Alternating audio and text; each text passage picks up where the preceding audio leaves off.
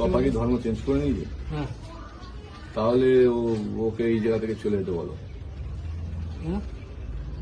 হিন্দু পাড়ার মধ্যে একটা মুসলিম ফ্যামিলি থাকবে, আর আশেপাশে কালচার নষ্ট হচ্ছে, কমপ্লেন আসছে।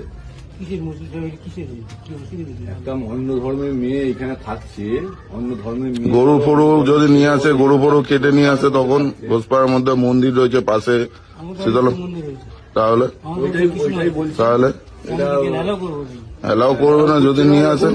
বাড়িতে থাকলে তো সমস্যা হচ্ছে। আমি তো বাঙালি না। হ্যাঁ, তো বাঙালি হয়ে একটা হিন্দু ঘরের লোক হয়ে তুমি এই জিনিসটাই কি করে অ্যালাউ করছো? বাঙালি ধর্মের ছেলে হয়ে তুমি, হিন্দু ধর্মের সনাতন ধর্মের ছেলে হয়ে তুমি এই জিনিসটাকে কিভাবে অ্যালাউ করছো বাড়িতে? আশেপাশের লোক কমপ্লেন করছে, এই জিনিসটা হচ্ছে, তাই তোমাকে আসো ভালো করে বললাം, এটা তোমাদের পাড়ার লোক হিসেবে বলতে আসলাം। BJP അധികാരത്തിലെത്തിയ ബംഗാളിൽ നിന്നുള്ള കാഴ്ചകളാണ് പശുവിൻ്റെ പേരിലുള്ള അതിക്രമങ്ങൾ അവസാനിക്കുന്നില്ല എന്നുള്ളതാണ്.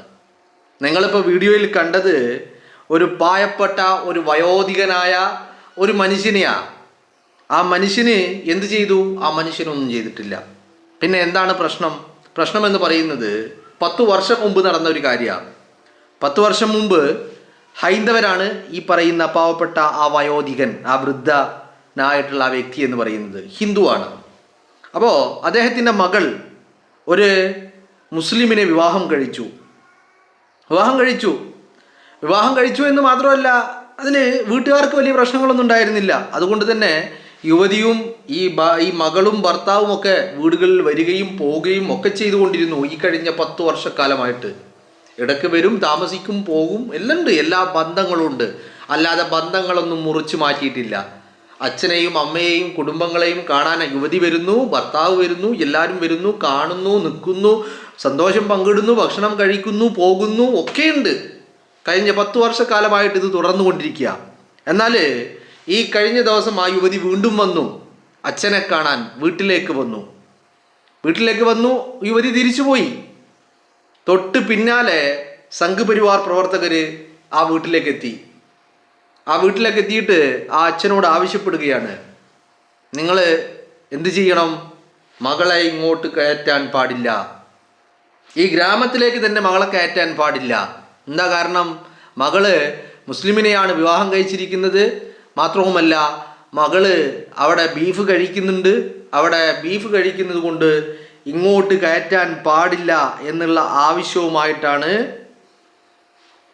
എത്തിയത് വീട്ടിലേക്ക്. അവരെ ഇനി ഇങ്ങോട്ട് പ്രവേശിപ്പിക്കരുത്, ഇങ്ങോട്ട് വരാൻ പറ്റില്ല, അതുകൊണ്ട് വന്നു കഴിഞ്ഞാൽ അതിൻ്റെ ഭവിഷ്യത്തുകൾ നിങ്ങൾ നേരിടേണ്ടി വരും എന്നുള്ള ഭീഷണിയാണ് ആ പിതാവിനോട് നടത്തിക്കൊണ്ടിരിക്കുന്നത്. പിതാവ് ചോദിക്കുന്നുണ്ട്, ഞാൻ ബംഗാളിയാണ്, എന്താണ് പ്രശ്നം? അപ്പോൾ പറയുന്നുണ്ട്, നിങ്ങൾ ബംഗാളിയാണ്, പക്ഷേ അവൾ വിവാഹം കഴിച്ചത് മുസ്ലിമിനെയാണ്, അവൾ അവിടെ ബീഫ് കഴിക്കുന്നുണ്ട്.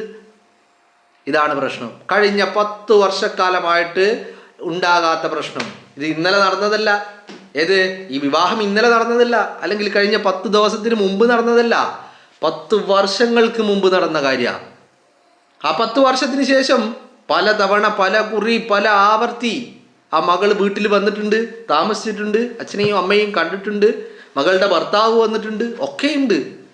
അപ്പോഴൊന്നും ഒരു പ്രശ്നം ഉണ്ടായില്ല. പക്ഷേ സംഘ് പരിവാർ അധികാരത്തിൽ വന്നു. ഇനി എന്താണ്? ഇനി വരാൻ പാടില്ല, ഇനി ഇങ്ങോട്ട് വരാൻ പാടില്ല, ഈ ഗ്രാമത്തിൽ കാലുകുത്താൻ പാടില്ല, നിങ്ങളുടെ വീട്ടിലേക്ക് വരാൻ പാടില്ല, അവൾ അവിടുന്ന് ബീഫ് കഴിക്കുന്നവളാണ്, അതുകൊണ്ട് ഇങ്ങോട്ട് വരാൻ പാടില്ല എന്നുള്ളതാണ് ആവശ്യം. ഇനി വന്നു കഴിഞ്ഞാൽ ഞങ്ങൾ കൈകാര്യം ചെയ്യും എന്നുള്ളതാണ്. കുറച്ചൊരു മാന്യത നമുക്ക് കാണുന്നുണ്ട് അല്ലേ? ഇനി വരാൻ പാടില്ല, ഒരു വാണിംഗ് ഒക്കെ കൊടുത്തിട്ട്. പക്ഷേ അങ്ങനെ വാണിംഗ് കൊടുക്കാൻ ഈ രാജ്യം എന്താ സംഘ് പരിവാറിൻ്റെ തന്തയുടെ വകയാണോ? ആണോ? ഇവരുടെയൊക്കെ തന്തമാരുടെ വകയാണോ ഈ രാജ്യം എന്ന് പറയുന്നത്? അല്ലല്ലോ.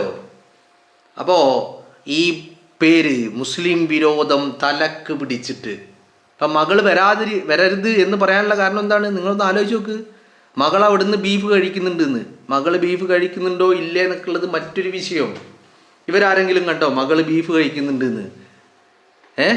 സ്വന്തം അച്ഛനെയും അമ്മയെയും കാണാൻ വരരുത്, ഇനി ഗ്രാമത്തിൽ കാലുകുത്തരുത്, ഇനി കാലുകുത്തിയാൽ ഞങ്ങൾ കൈകാര്യം ചെയ്യും എന്നുള്ള ഭീഷണിയാണ് ഒരു പിതാവിനോട് നടത്തിക്കൊണ്ടിരിക്കുന്നത്.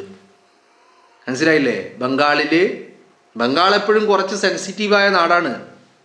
ബംഗാളിലെ ഇത്തരം കാര്യങ്ങൾ പെട്ടെന്ന് തീ പിടിക്കുന്ന നാടാണ്, പെട്ടെന്ന് ചൂട് പിടിക്കുന്ന നാടാണ്. അപ്പോൾ അവിടെ അധികാരം കിട്ടി നാളുകൾ മാത്രമേ ആയിട്ടുള്ളൂ. വർഗീയ കലാപമുണ്ടാക്കി ജനങ്ങളെ വിഭജിച്ച് ജനങ്ങളെ രണ്ട് ചേരിയിൽ നിർത്തി. ഇതിൻ്റെ ലക്ഷ്യം എന്താണ്? ഈ മുസ്ലിം വിരോധത്തിൻ്റെ കാരണം അടിസ്ഥാനം എന്താണ്?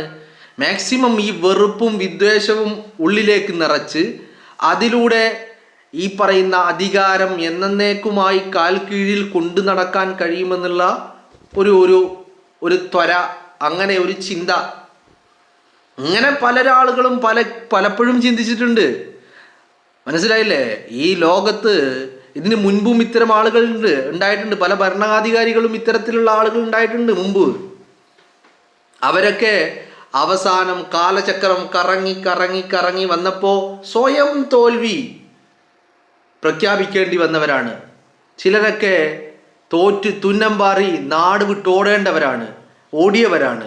മറ്റു ചിലരൊക്കെ സ്വയം ആത്മാഹുതി നടത്തിയിട്ട് ജീവിതം തന്നെ അവസാനിപ്പിച്ചവരാണ്. അന്നത്തെ ആ കാലം മുതലുള്ള ഏർപ്പാടാണിത്. ഈ വിഭജിച്ച് ജനങ്ങളെ രണ്ട് ചേരിയിൽ നിർത്തി ജനങ്ങളെ തമ്മിലടിപ്പിച്ച് അതിൽ നിന്ന് ചോര കുടിക്കുക എന്ന് പറയുന്നത്. ഈ ഒരു സ്ട്രാറ്റജി ഈ രാജ്യത്ത് ആദ്യമായിട്ട് കൊണ്ടുവന്നതാരാ? സംഘപരിവാറാണോ? അല്ല, ഇത് ബ്രിട്ടീഷുകാരൻ്റെ തന്ത്ര. ബ്രിട്ടീഷുകാരൻ ഈ നാട് അടക്കി ഭരിച്ചിരുന്ന കാലത്ത് അവർ പയറ്റിയ തന്ത്രം, അവരുടെ സ്ട്രാറ്റജി, അവരുടെ ഐഡിയോളജി, അതിനെ ഇന്നും സംഘപരിവാരം പിന്തുടരുന്നു എന്നുള്ളതാണ് ഇതിൻ്റെ ഏറ്റവും പ്രധാനപ്പെട്ട കാര്യം. സംഘപരിവാറിനറിയാം, അധികാരം നിലനിർത്തണമെങ്കിൽ ഈ ജനങ്ങളെ തമ്മിലടിപ്പിക്കണം. ഈ ജനങ്ങൾക്ക് മനസ്സിൽ വെറുപ്പിൻ്റെ വിദ്വേഷത്തിൻ്റെ വിത്തുകൾ പാകണം. അവരെ മതത്തിൻ്റെ പേരിൽ, വിശ്വാസത്തിൻ്റെ പേരിൽ, വസ്ത്രത്തിൻ്റെ പേരിൽ, ഭക്ഷണത്തിൻ്റെ പേരിൽ ഇവരെ വിഭജിക്കണം. അതുതന്നെയാണ് ഇവരുടെ ലക്ഷ്യമെന്ന് പറയുന്നത്. അപ്പോൾ ബംഗാളിൻ്റെ അവസ്ഥയാണ്. ബംഗാൾ ഇന്ന് വലിയ ശോകമുഖമായി മാറിയിരിക്കുക. സാധാരണക്കാരായ ആളുകൾക്കൊന്നും ജീവിക്കാൻ പറ്റാത്ത അവസ്ഥ. മുസ്ലിം വിരോധം തലക്ക് പിടിച്ചിട്ട് പല നിയമങ്ങളും ഇറക്കുമ്പോൾ അത് ബാധിക്കുന്നത് അത്രയും ഹൈന്ദവരെയാണ്, അവരുടെ ഉപജീവന മാർഗത്തെയാണ്, അവരുടെ നിത്യച്ചെലവിനെയാണ്, നിത്യജീവിതത്തെയാണ് ബാധിച്ചു കൊണ്ടിരിക്കുന്നത്. ഇപ്പോഴും പറയുന്നത് എന്താ? കാരണം എന്താ? ബീഫ് കഴിക്കുന്നവളാണ്, പശുവിനെ വിട്ടിട്ടില്ല. എന്നാ ഈ പശുവിനെ സംരക്ഷിക്കുമോ? ഏയ്, അതിന് കഴിയൂല. പശു ചത്താൽ എന്താക്കും? കുഴിച്ചിടുവോ? ഇല്ല. മാലിന്യ കൂമ്പാരത്തിൽ കൊണ്ടുപോയി തള്ളും. പശുവിന് തിന്നാൻ കൊടുക്കുവോ? ഇല്ല. പശുവിന് വെള്ളം കൊടുക്കുവോ? ഇല്ല. പട്ടിണിക്കിട്ട് കൊല്ലും പശുവിനെ. പിന്നെ എന്തൊക്കെ ചെയ്യും? പശുവിനെ മുസ്ലിങ്ങൾക്ക് കൊടുക്കൂല. പിന്നെ ആർക്ക് കൊടുക്കും? കോർപ്പറേറ്റ് ബീഫ് എക്സ്പോർട്ടിങ് കമ്പനികൾക്ക് കൊടുക്കും. അവർക്ക് കൊടുത്താൽ എന്താ ലാഭം? അവർക്ക് കൊടുത്താലുള്ള ലാഭം അവർ ഡൊണേഷനായിട്ട് BJPയുടെ അക്കൗണ്ടിലേക്ക് കോടികൾ തരും. ബ്ലാക്കായിട്ടും വൈറ്റായിട്ടും. അക്കൗണ്ടിലേക്ക് വരുന്നത് വൈറ്റാണ്, കൈകളിലേക്ക് എത്തുന്നത് ബ്ലാക്കാണ്. അങ്ങനെ ഒരുപാട് പണം, അധികാരം നിലനിർത്താൻ പണം വേണം, കോർപ്പറേറ്റുകൾ വേണം, അവരുടെ സഹായങ്ങൾ വേണം. അപ്പോൾ അവർക്ക് ലാഭം ഉണ്ടായി കൊടുക്കുക, അവർക്ക് തുച്ഛമായ വിലക്ക് ഈ മാടുകളെ അവൈലബിൾ ആക്കുക. അപ്പം എന്ത് കിട്ടും? അവർക്ക് ലാഭം ഉണ്ടാകുമ്പോൾ അതിൻ്റെ ഒരു ഷെയർ, അതിൻ്റെ ഒരു പ്രോഫിറ്റ് ഷെയർ അത് സംഘപരിവാറിന് ലഭിക്കും. രാജ്യത്ത് ഇപ്പം ഇത് മാത്രമേ ഉള്ളൂ ചർച്ച. എന്താ ചർച്ച? മുസ്ലിം ഇങ്ങോട്ട് വരരുത്, മുസ്ലിം അത് ചെയ്യരുത്, മുസ്ലിം ഇത് ചെയ്യരുത്, അവൻ അവിടെ പ്രാർത്ഥിക്കരുത്, അവൻ ഇവിടെ പ്രാർത്ഥിക്കരുത്, അവൻ ബാങ്ക് വിളിക്കരുത്, അവൻ ബീഫ് കഴിക്കരുത്, അവൻ ആ ഭക്ഷണം കഴിക്കരുത്, ഈ ഭക്ഷണം കഴിക്കരുത്, അത് കഴിക്കരുത്, ഇത് കഴിക്കരുത്, തുടരുത്, തൊട്ടുകൂടായ്മ, തീണ്ടിക്കൂടായ്മ. ഇത് നമ്മുടെ നാട്ടിൽ ഒരു കാലത്തുണ്ടായതാ, ഈ തൊട്ടുകൂടായ്മയും തീണ്ടിക്കൂടായ്മയും. മനസ്സിലായില്ലേ? അതിൻ്റെ മറ്റൊരു വേർഷൻ അതാണ് ഇന്ന് നമ്മൾ കണ്ടുകൊണ്ടിരിക്കുന്നത്. ജനങ്ങളെ തമ്മിലടിപ്പിച്ചിട്ടുള്ള പരിപാടി അല്ലേ? ബംഗാളിൽ ഇത്രയും കാലം കാണാത്ത നിയമങ്ങളും പല രീതിയിലുള്ള നിയമ നടപടികളും ഇന്ന് നമ്മൾ കണ്ടുകൊണ്ടിരിക്കുക. എന്താ കാരണം? സംഘപരിവാർ അധികാരത്തിലെത്തി. സംഘപരിവാർ അധികാരത്തിലെത്തിയതിൻ്റെ ഏറ്റവും അതിൻ്റെ മൂർധന്യ ഭാവത്തിൽ അവർ ബംഗാളിൽ കളിച്ചുകൊണ്ടിരിക്കുക. കാരണം ബംഗാൾ കുറേ കാലമായിട്ട് നോട്ടമിട്ട ഒരു സ്ഥലമാണ്. അവിടെ ഈ പറയുന്ന സംഘപരിവാർ എത്തുമ്പോൾ അതിന് അവർ കാത്തിരിപ്പ്. അതുകൊണ്ടാണല്ലോ, മറ്റൊന്നും ചിന്തയില്ല. നിങ്ങളൊന്ന് ആലോചിച്ച് നോക്ക്, ബംഗാളിലെ കർഷകനെ കുറിച്ച് ചിന്തിക്കുന്നുണ്ടോ? സാധാരണക്കാരനെ കുറിച്ച് ചിന്തിക്കുന്നുണ്ടോ? അവിടുത്തെ വിദ്യാഭ്യാസത്തെക്കുറിച്ച്, വളർന്നു വരുന്ന തലമുറയെക്കുറിച്ച് എന്തെങ്കിലും ചിന്തകളുണ്ടോ? ഒന്നും തന്നെ ഇല്ല. ചിന്തകൾ എന്താ? ചിന്തകൾ അവിടെയുള്ള മുസ്ലിങ്ങൾ, ഇവരെ എങ്ങനെ ദ്രോഹിക്കാം, ഇവരെ എങ്ങനെ കഷ്ടപ്പെടുത്താം, ഇവരെ എങ്ങനെ ഉപദ്രവിക്കാം, ഇവരുടെ വിശ്വാസങ്ങളിൽ എങ്ങനെ കൈകടത്താം, ഇവരുടെ ആചാരങ്ങളിൽ എങ്ങനെ കൈകടത്താം എന്നുള്ള ചിന്തകൾ മാത്രമാണുള്ളത് നരേന്ദ്രമോദിക്കും ടീമിനും. കാരണം അത്രമാത്രം ആഗ്രഹിച്ചിട്ട് കിട്ടിയതാ ബംഗാള്. മനസ്സിലായില്ലേ?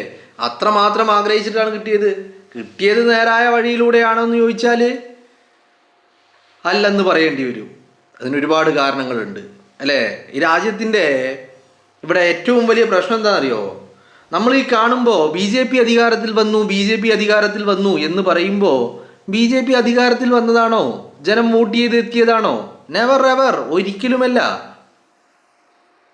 ഇതിൻ്റെ പിന്നിലെ കളികൾ, കാണാക്കളികൾ, അത് വലിയ ശക്തമായിട്ട് ജനാധിപത്യ പ്രക്രിയയെ അട്ടിമറിക്കുന്ന കളികൾ പിന്നിൽ നടന്നുകൊണ്ടിരിക്കുക.